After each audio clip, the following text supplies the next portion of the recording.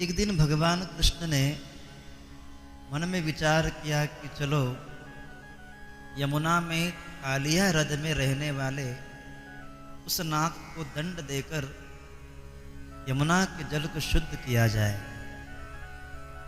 और प्रभु ने योजना बनाई, ग्वाल गौ माताओं को सबको भगवान ने साथ में लिया है और प्रभु यमुना किनारे आए। गर्मी का मौसम था, सबने यमुना जल पिया, लेकिन उस विषाद युक्त जल से सभी ग्वाल बाल गौ माताएं सब मरणासन्न हो गए। और गोविंद ने कृपा दृष्टि करके क्षण भर में सबको जीवित कर दिया। परीक्षित ने प्रश्न किया, कथम अंतर्जले गाधे न्यगृह्णात् भगवान् हिमा सवै बहुयुगावासं यथासीत् विप्रकथ्यताम्। हे प्रभु, भगवान ने अगाध जल में से उसको कैसे पकड़ा? अरे भाई, सांप तो पृथ्वी पर रहते हैं, वह नाग इतने दिनों इतने अगाध जल में कैसे रहा? कृपया यह रहस्य मुझको समझाइए। श्री शुक उवाच, फिर सुखदेव जी बोले, आलिंध्यां कालियस्यासीत् ध्रदः कश्चित् विषाग्निना श्रप्यमाण पया यस्मिन् पतन्त्युपरिका खगाः। हे परीक्षित, उस यमुना में एक रथ था जिसमें वो नाग रहता था। उसके उलचन विष से जल खौलता रहता था, जिससे उसके ऊपर होने वाले पक्षी भी झुलस करके गिर जाते थे। राष्ट्र कवि मैथिली शरण गुप्त ने एक बहुत सुंदर एक पद लिखा है, हे भूमि बंध्या हो रही वृष जाति दिन दिन घट रही। है भूमि बंध्या हो रही वृष जाति दिन दिन घट रही। घी दूध दुर्लभ हो रहा बलवीर्य की जड़ कट रही। गौवंश के उपकार की सब और आज पुकार है, तो भी यहाँ उसका निरंतर हो रहा संहार है, हो रहा संहार। तो गोविंद ने कहा कि भाई आज गेंद का खेल खेलेंगे। खेल शुरू हुआ। भगवान ने जानबूझ करके गेंद को यमुना जल में गिरा दिया। अब भगवान का मित्र श्री दामा बोले,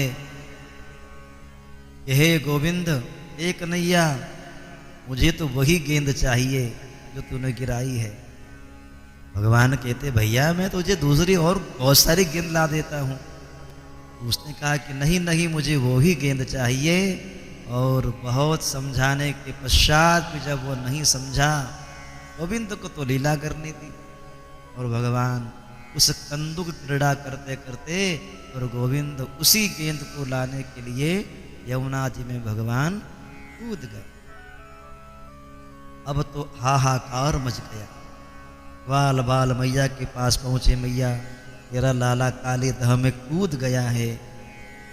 यशोदा कहने लगी कि मैंने उसको बहुत समझाया, बहुत समझाती थी मैं, लेकिन वो नहीं समझा। और मैया यशोदा, बाबा नंद और साले नगरवासी सब रोते बिलखते यमुना के किनारे आए। तब तक कहते हैं कि भगवान ने क्या किया, गोविंद ने काली दह में घुस करके नाग को जगाया। नाग सो रहा, 100 फंड वाला।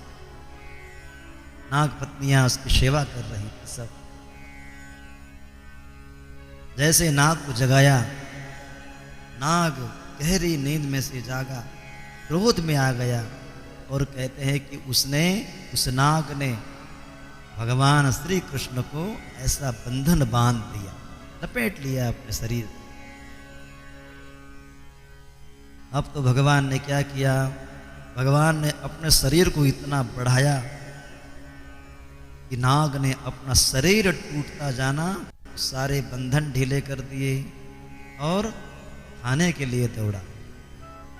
और सुखदेव जी कहते हैं, परीक्षित, काली नाग का और मेरे गोविंद का भारी द्वंद्व युद्ध हुआ, घमासान युद्ध हुआ। अंततः वो परास्त हो गया। और भगवान ने क्या किया, वो नाग जो था वो भगवान को बार बार डंस मारने के लिए प्रयास करता, लेकिन गोविंद क्या करते, उस नाग के 100 फन थे, 100 फन पर भगवान नृत्य करने लगे। और सतैक शीर्ष्ण तन्ममरद, 100 मुख्य फणों पर भगवान ने नृत्य करना प्रारंभ कर दिया। उन नृत्य करते हुए उस रथ के बाहर भगवान निकले और अपने पति की ऐसी दुर्दशा देख करके सारी नाग पत्नियां जो थी वो भगवान की प्रार्थना करने लगी, क्योंकि नाग जो था वो रक्त से बिल्कुल सना हुआ। नाग पत्नियां भगवान की स्तुति करती है, हे गोविंद, यदि और आपने कुछ देर नृत्य किया तो हम सब विधवा हो जाएंगे। नमस्तुभ्यं भगवते पुरुषाय महात्मने, भूतावासाय भूताय पराय परमात्मने।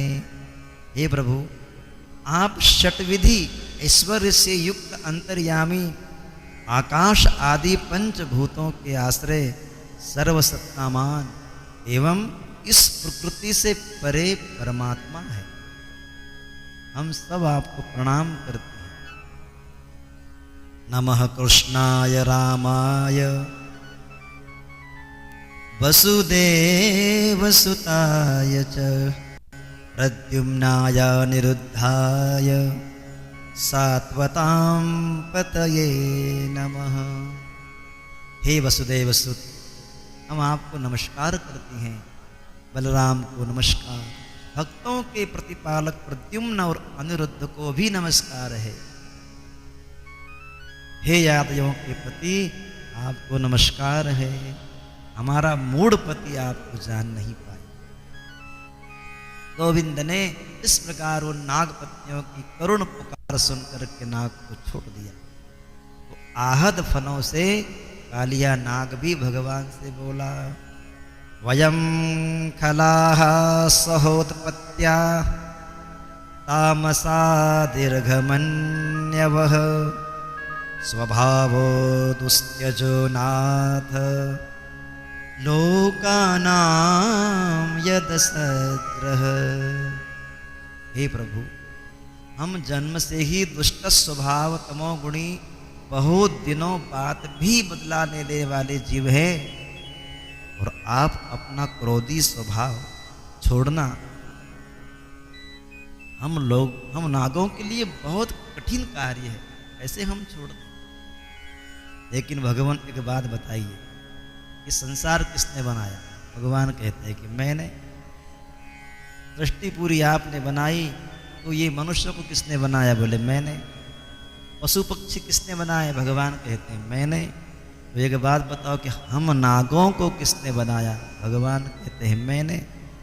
तो हमारे नागों के मुख में, जो शरीर में आप जो विष दिया, ये विष किसने दिया? तो भगवान कहते हैं मैंने। भगवान, बस बात समाप्त, जो आपने दिया वही हम आपको दे रहे हैं। तेरा तुझको अर्पण क्या लागे मेरा। आपने हमको विष दे दिया, विष की जगह यदि आप हमारे मुख में अमृत यदि दे देते ना, आज भी लोग हमको पालते। जहाँ कोई हमको देखता है तो लाठी लेकर के, पत्थर लेकर के हमारे मुंह को कुचल कुचल करके हमको मार डालते हैं। त्वया सृष्टि मिदम विश्वम धातुर्गुण विसर्जनम नाना स्वभाव वीर्यो जो यो निवीजा शयाकृति।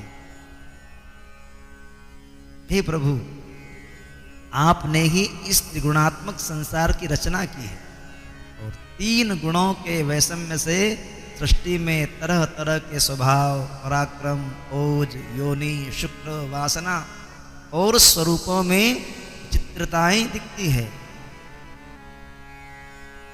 परीक्षित, सुखदेव जी कहते हैं, परीक्षित, नाग की प्रार्थना को सुनकर भगवान ने उसको रमणक द्वीप में भेज दिया।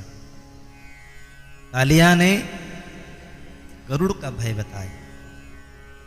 भगवान बोले कि भैया, अब मेरे चरणों चिन्हों को देख करके गरुड़ तुझको कुछ भी परेशान नहीं करेगा, जाओ, मेरा आशीर्वाद है। एक दिन भगवान कृष्ण ने मन में विचार किया कि चलो यमुना में कालिया हृद में रहने वाले उस नाग को दंड देकर यमुना के जल को शुद्ध किया जाए।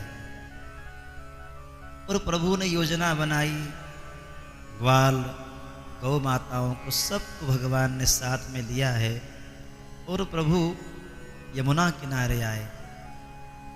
गर्मी का मौसम था, सबने यमुना जल पिया, लेकिन उस विषाद युक्त जल से सभी ग्वाल बाल गौ माताएं सब मरणासन्न हो गए।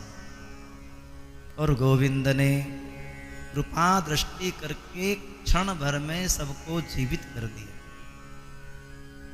परीक्षित ने प्रश्न किया, कथम अंतर्जले गाधे न्यगृह्णाद भगवान हिमा सवै बहुयुगावासम यथा सीत विप्रकथ्यते।